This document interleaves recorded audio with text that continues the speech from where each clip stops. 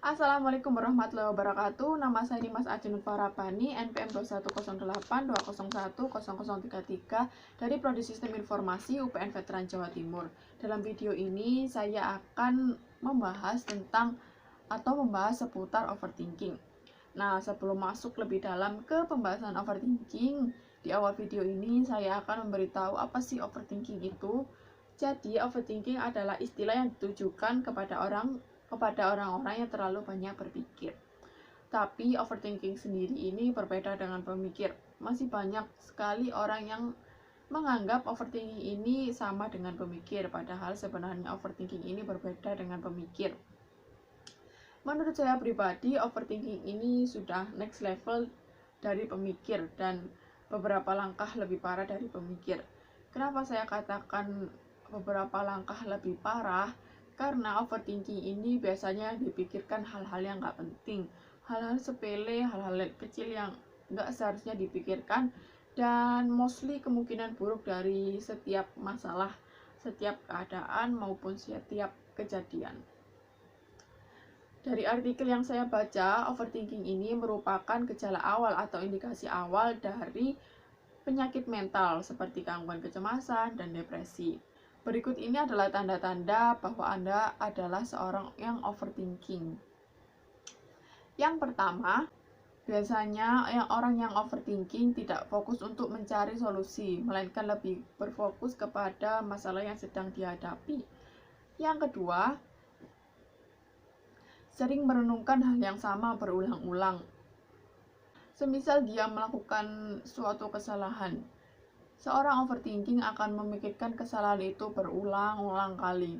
Padahal seharusnya hal itu nggak perlu dilakukan karena kesalahan sudah terlewat. Jadi yang harus kita lakukan sebenarnya adalah memperbaiki ke depan.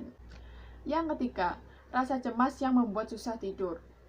Menurut pengalaman saya pribadi, saya adalah seorang yang overthinking. Jadi biasanya saya tidur di atas jam 11.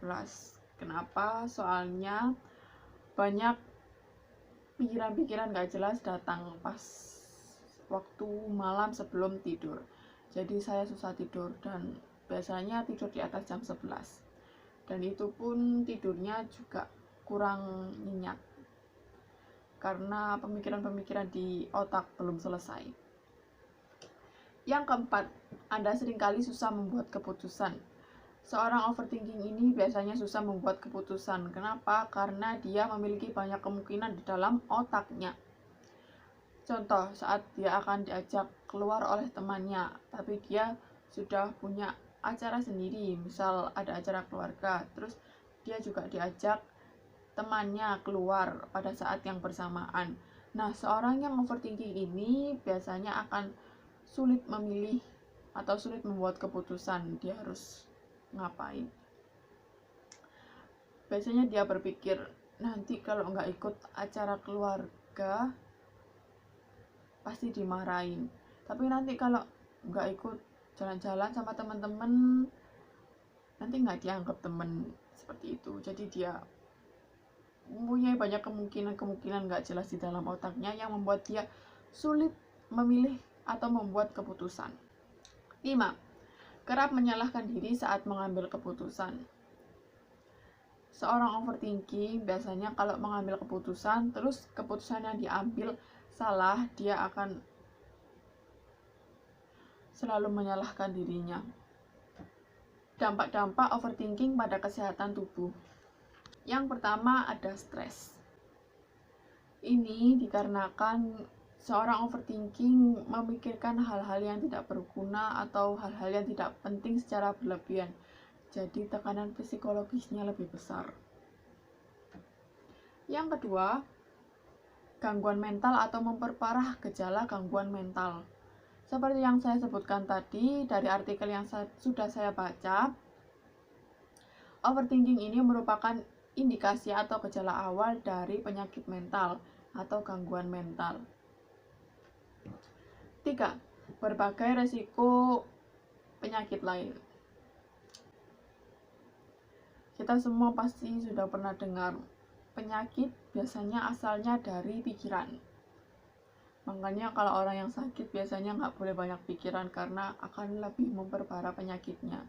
Orang yang sehat juga nggak boleh banyak pikiran karena dapat menimbulkan penyakit-penyakit lain akan datang. Nah, yang terakhir nih, gimana sih cara mengatasi overthinking ini? Yang pertama, kita harus mencari penyebab overthinking itu. Lalu, kalau sudah menemukan penyebab dari overthinkingnya, kita harus melepaskan pemikiran-pemikiran yang nggak penting, melepaskan rasa cemas dari pemikiran-pemikiran tersebut. Nah, terus yang ketiga, kita berfokus kepada solusi. Boleh saja memikirkan tentang masalah, kemungkinan-kemungkinan buruk, tetapi kita juga harus berfokus terhadap solusi yang akan kita lakukan untuk menghadapi suatu masalah tersebut.